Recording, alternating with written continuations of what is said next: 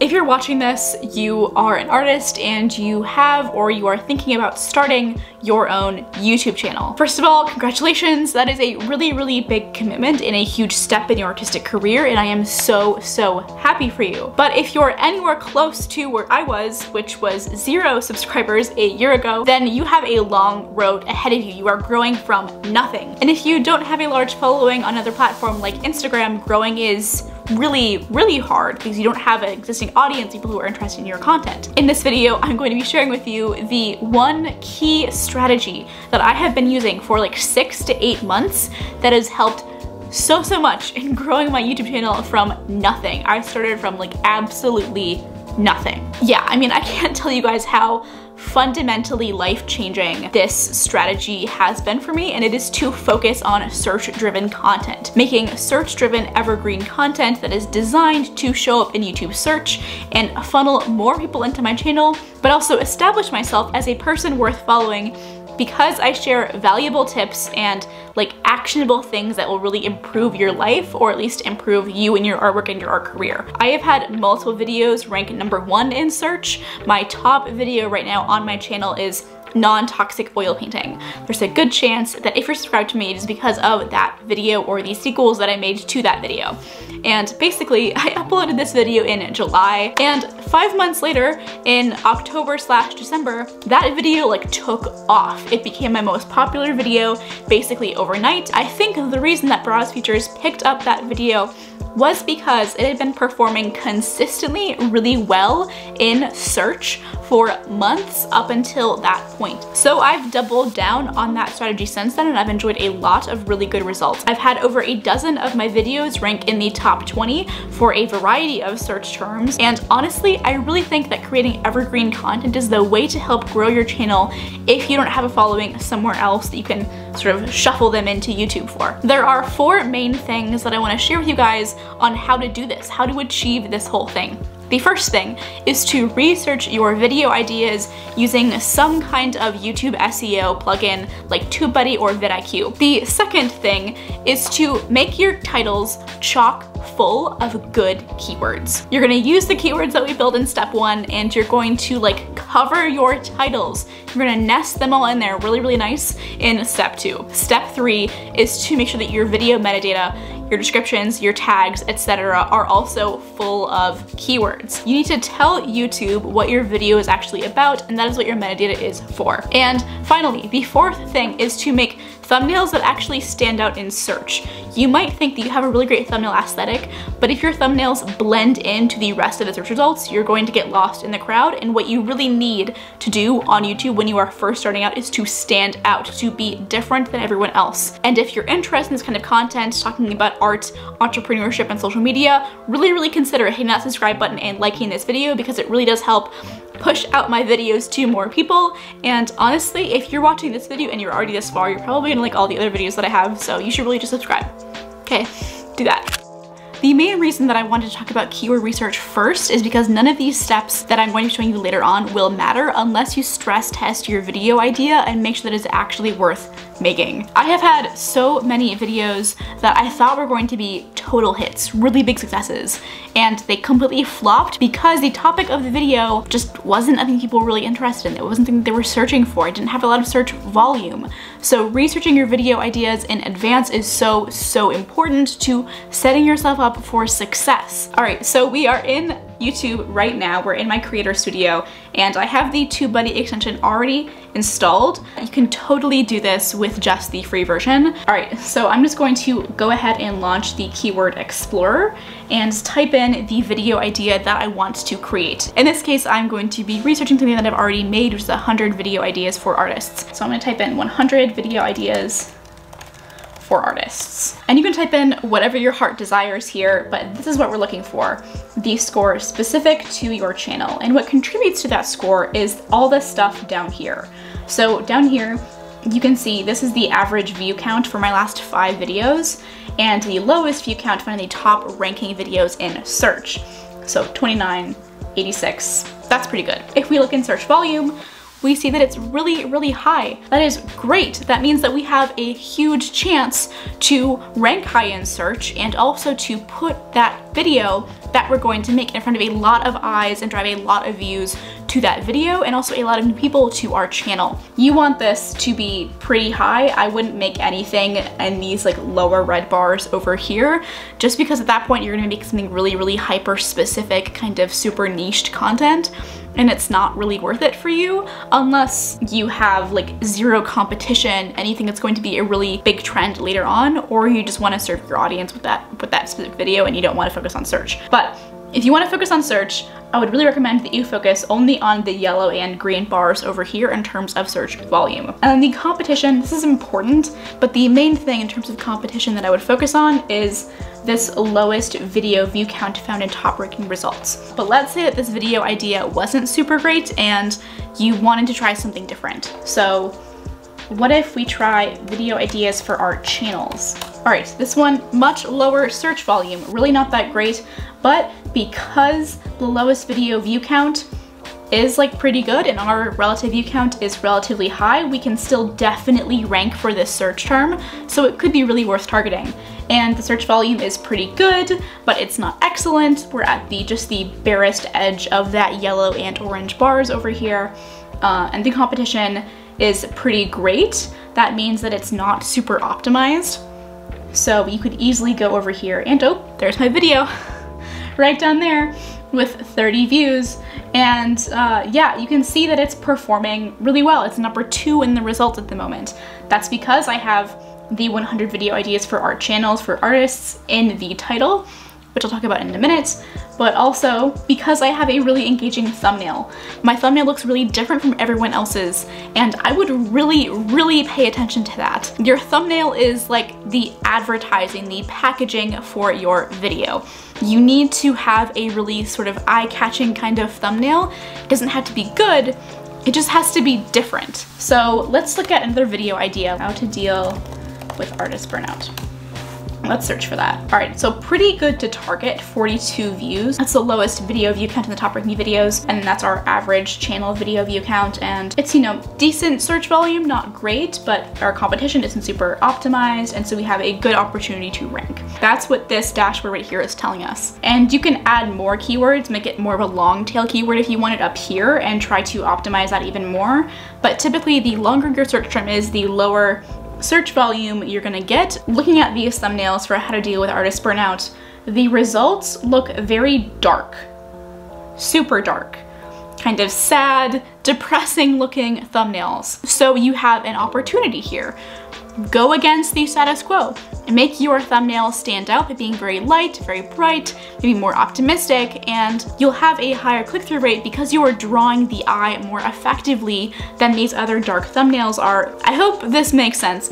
Going against the status quo in regards to thumbnails, defying expectations, but not in the way that the Game of Thrones finale defied expectations. That was just bad. But defying expectations in terms of like, you present someone with something that we're not expecting to see, in a good way. You look different than everyone else. That helps you stand out. As a small channel, standing out is the biggest thing that you really want to do. You want to stand out and you want to get views. And typically, when I do all of this stuff in advance for a video, I keep it in a Notion document. Here I have the script for this video, but if you look at my content calendar, which is over here, you'll see actually that I have all of these videos planned out. But over here in this 100 video ideas for artists note, I have my keywords plotted out. 98 out of 100, it was a good keyword to rank for, and I have excellent search volume written down just because I tend to forget that in the overall score. And again, I really try to prioritize videos that have really good search volume and also a really good opportunity to rank. They tend to be fewer and far between when it comes to these opportunities, but when you do stumble across one, juggle your content calendar to fit that video and make it as soon as possible. That's like free views. Take it. All right, so we've covered how to research your video ideas in terms of keywords, but now I want to focus on how you actually rank, which is focusing on your titles and your metadata. So YouTube gives you 100 characters, that's a lot, to fill out your title. But after 77 or 70 or so characters, YouTube will shorten that thumbnail. It'll replace the rest of your text with ellipses. So people in the search algorithm looking through this search page, they won't see your full title after 70 or so characters. This means that you want your title to be both short, but also jam-packed with really, really valuable keywords that'll help you rank in search. When I make my own titles, I format them in this way. The first half of my title is just the keyword, and it'll be exactly as I typed it out in that keyword research session. I'll copy and paste it, because having the exact keyword will help you rank even higher in search because YouTube won't have to crawl the rest of your title, and also it's just a better fit for their algorithm. So I have that first half of the title as the whole keyword, and then I'll have a cute little Unicode character like a flower or a heart or a star, whatever, just to break things up. And for the second half of the title, I'll just have another long tail keyword. So similar to what I was saying earlier, if you have an alternate version of your keyword, if let's say I was making 100 video ideas for artists, but I also wanted to say art channels or video ideas for art channels or like any other variation on that keyword, I would have that in the second half of my title. So the first half would be the main keyword that I want to rank for, the primary thing that I really want to focus on in that video in terms of YouTube search. Break it up with a cute Unicode emoji, something aesthetic and nice. And then the next half of that title is another keyword that will really help me rank in search even more. So if I don't rank in search for that first keyword at first, I'll at least rank for the second one. And if I rank really high for the second one, if I'm getting a lot of views, I will eventually rank for the first. So you want to give yourself multiple opportunities to rank high in search. Don't just focus on one search term. Try to nest your title with a bunch of search terms. I aim for about 2 to 3, maybe not a bunch, but like, you know, more than one. All right, and next I want to talk about how to fill your metadata with keywords, and for this we're gonna go back into my Creator Studio and I'll show you some real examples of my descriptions and how I fill them up with keywords. Alright, so we're back in my Creator Studio and I want to show you guys some real examples of how I fill up my descriptions and my tags with all of these different keywords. So let's go into the most recent video that I published, over 100 video ideas for artists, that I mentioned a little bit ago when we were talking about video ideas. So I've been able to rank in this search term on number 2 at the moment, and going into my description, as you can see, I have a pretty standing out kind of thumbnail.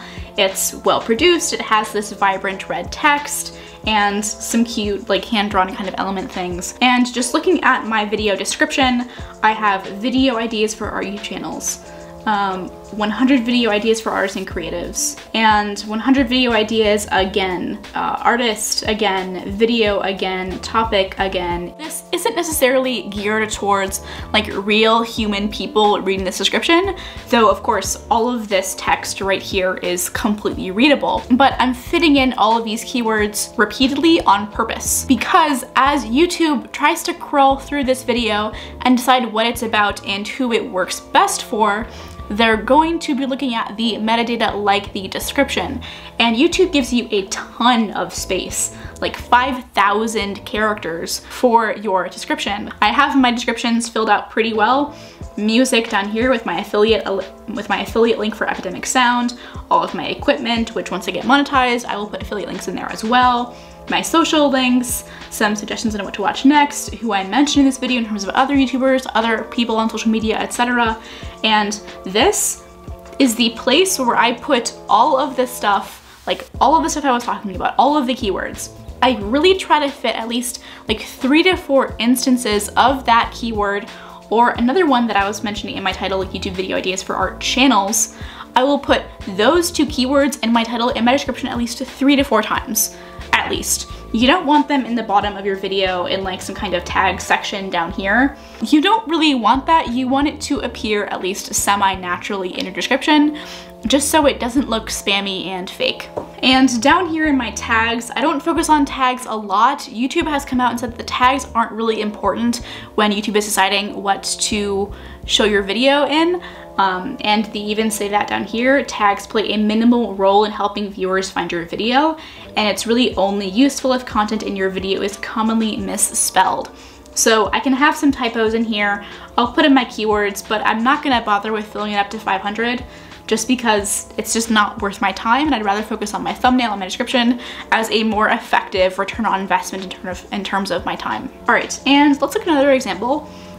Just to really hammer home the importance of this, let's look at this down here. You can make money as an artist. I don't have "you can make money as an artist" or any text in my thumbnail. I just have something a little bit more clickbaity, but I still address all of the things that I talk about in the title in the video at length. And so it's not really clickbait, it's just sort of trying to get your attention. They lied to you. I talk about how people in your family or your friend group might have told you that you can't make money as an artist and why that is a common misconception that is just not true. As you can see, I have "you can make money as an artist, income streams for artists in 2021 as my title. I have income streams right in the beginning of my description.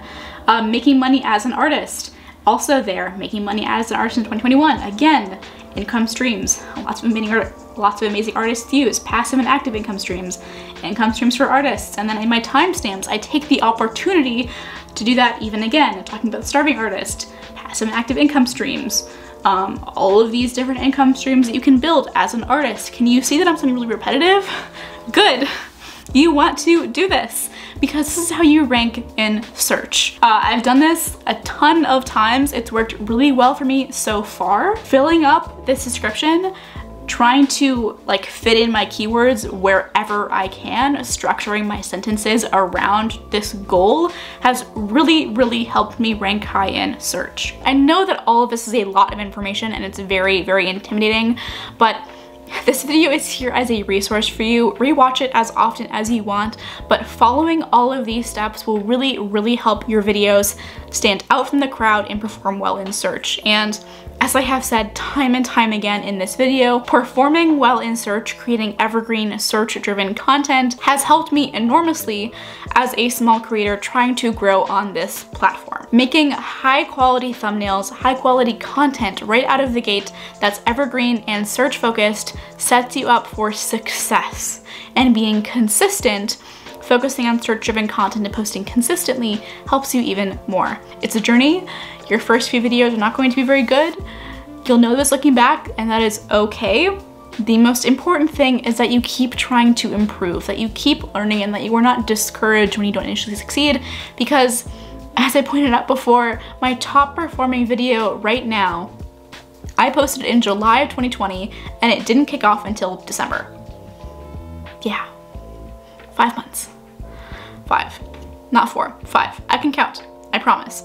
I hope this video was helpful for you. I hope it helped you a lot. And if you have any questions, if you want any feedback on your own channel, just leave me a comment down below. I respond to every single one of them, and I hope you guys have a great rest of your day, and I will see you in the next one with a brand new travel vlog.